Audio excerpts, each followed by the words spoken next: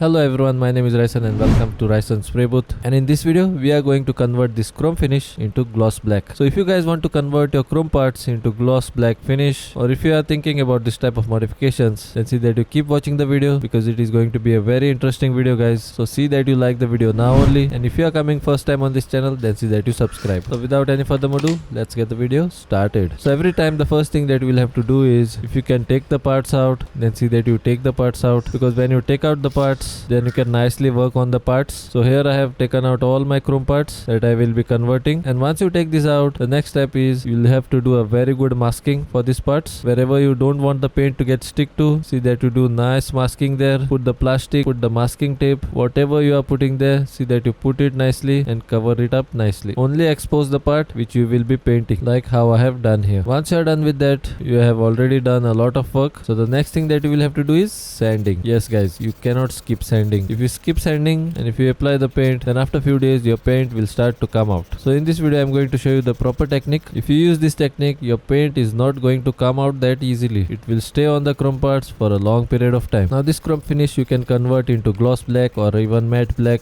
and to convert them you have two ways. The first way is you can apply a wrap on top of this, and the second way is applying the paint. So in this video I am going to apply the paint on this, and I am going to convert them into gloss black. If you are applying a wrap, then you can take the wrap out and you can get your chrome finish back. But if you are applying paint, then you cannot acquire the chrome finish again. You will have to forget about it. Just remember that. For the person who converts his chrome parts into black, I have not seen anyone going back to the chrome finish. What is your opinion on this? Do let me know in the comment section below. Now while doing the sanding, see that you don't miss any of the spots. You will have to sand all the corners. Just see how I am sanding here. Now once you start the sanding process, you will notice that on top of your chrome finish, scratches are developing. This is absolutely normal. If you are sanding the chrome parts, then it is obvious that it will get scratched, so don't worry about it. In this video I am going to show you what exactly you should be doing next. Now as you guys can see, I am done sanding this part, so I will shortcut this video a little bit, and as you guys can see, I am done sanding all the parts now. So once you are done sanding the chrome parts, the next thing that you will have to do is, on top of this all the sanding dust will be there, so blow all that dust out with pressure air. Then take a wax and grease remover or a degreaser and wipe all the chrome parts thoroughly. By doing this, if there is wax, grease or grime on the surface, this degreaser will pull all of that out, and now your surface is ready to apply the primer. Yes guys, before applying the paint you will have to apply the primer, otherwise your paint will not get good bonding with the surface. Now to apply the primer you will need some of the tools like the spray gun, the compressor. If you don't have all these tools, then you can even make use of the aerosol cans. In that also you get primer. Now because this is a very small surface, one can is more than enough to apply the primer. So if you will be using the aerosol cans, then you will need one can of primer and one can of single stage black paint. And if you are going to paint it with the base coat and clear coat system, then you will have to buy the base coat and the clear coat separately. So mix the primer well, put it inside of the spray gun cup, set your PSI, set your spray pattern, and now you are ready to apply the primer. So here I will start to apply the primer. Here the amount of primer that you will need is very less because of the small surface. I have taken so much amount of primer because I am also painting something on the side. You guys can see that. Otherwise you don't need this much amount of primer. Now one more thing I want to tell you guys here is, when you are painting this type of small parts, then fix them somewhere and secure them. Here I did a very big mistake. I did not fix the parts, and later I faced a big problem to place the parts properly. But when I was spraying the paint, I fixed those parts properly. When you are spraying anything from your spray gun, pressured air will come out apart from the paint, and these parts are so light and so small that if you don't fix them, then you can't spray something on them. If you spray directly on them without securing them, then it will fly off, it will fall down, so you'll have to be extremely careful here. Now while applying the primer it is okay because I will be anyhow sanding the primer again. That's why I was taking some shortcuts here, but don't do this mistake guys, because if this part falls, then the primer will get like a dent on it and you will have to do the entire process again. I have done this mistake, but see that you don't repeat this mistake. The problem that I faced to keep these parts back on the table was truly horrifying, because if you don't balance these parts properly, they turn over. So see that you secure them with the masking tape and fix them nicely, so that when you are spraying the primer on top of them, they will not fly off. So here I am done applying my first coat of primer. As you guys can see, one more coat of primer I will be applying, but this time I have put a rod inside of the small parts to secure them. Just check it out, and I have kept them on a wooden piece. I have done this so that I can spray the primer on top of these parts properly. So now I will apply my second and last coat of primer. Now once I put this rod in, you guys can see that how nicely I can spray now. So as you guys can see how this part turned over because of the air which came out from my spray gun. So if this type of things happen, then it can ruin your paint job. That's why I'm telling you guys, don't do this mistake. And see that you secure all the parts. You can even hang these parts, but see that you don't repeat this mistake. So once I'm done applying this coat, I'm done applying my 2 coats of primer. And once I'm done applying the 2 coats, my parts look something like this.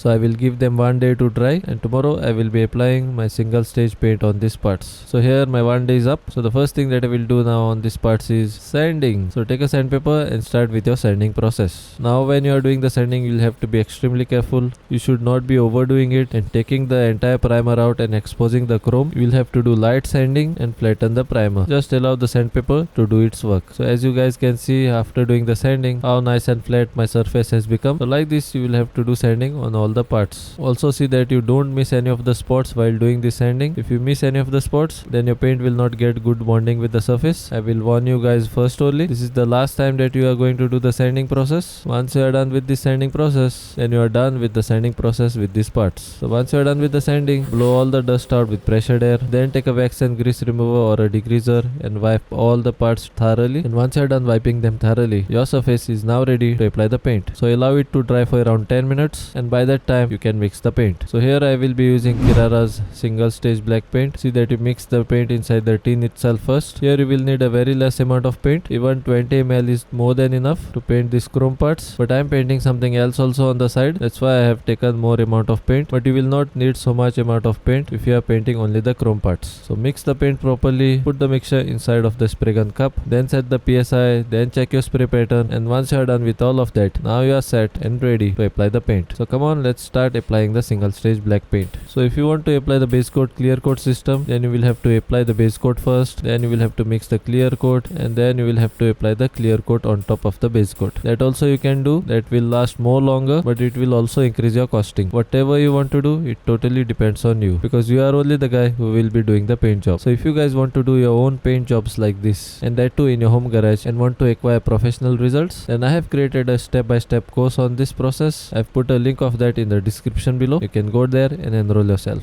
And after so many months, I have put the course on sale on a special discount. This is a new year discount. So if you are lucky, you can be a part of the discount when you are getting yourself enrolled. You will get the promo code at the checkout. Now as you guys can see how I have fixed these parts now. I have put masking tapes underneath, I have placed a rod inside, and I have secured them nicely. I have done this because when I am spraying, they should not turn and they will not fall off the table. Like this you will have to secure all the parts first so that you can enjoy your painting process and nothing will fall off. So I will be applying 2 coats of this paint. So once you are done applying the first coat, wait for the flash time to get over and then apply the second coat. Now this single stage paint, the moment you apply it, you will get a good gloss. Only thing you will have to be careful about is don't spray in one spot for a long time and run the paint. So see that you spray the paint in a relaxing manner. So here I am done applying my first coat. So I will allow it to dry for some time and apply the second coat. So here my time is up, and now I will start to apply the second coat. Once you are done applying paint on one part, see that you check it on all the sides if you have covered properly. If you have missed a spot, then now it's time to spray paint on that spot. Don't make a haste here. So like this you'll have to cover all the surface properly. These are very small parts, that's why I'm using a touch-up spray gun here. So here I'm done applying my 2 coats, as you guys can see, and after applying the 2 coats, my parts look something like this. So come on, let's fit these parts on the car and check how they look like. So if you found this video useful, then see that you like and share with your friends and family, and if you have not yet subscribed to my channel, then see that you subscribe to my channel and press that bell icon so that you will not miss any of my future videos. So I will meet you guys in my next video now, but before that, come on, let's see the final shots of the parts after fitting them on the car.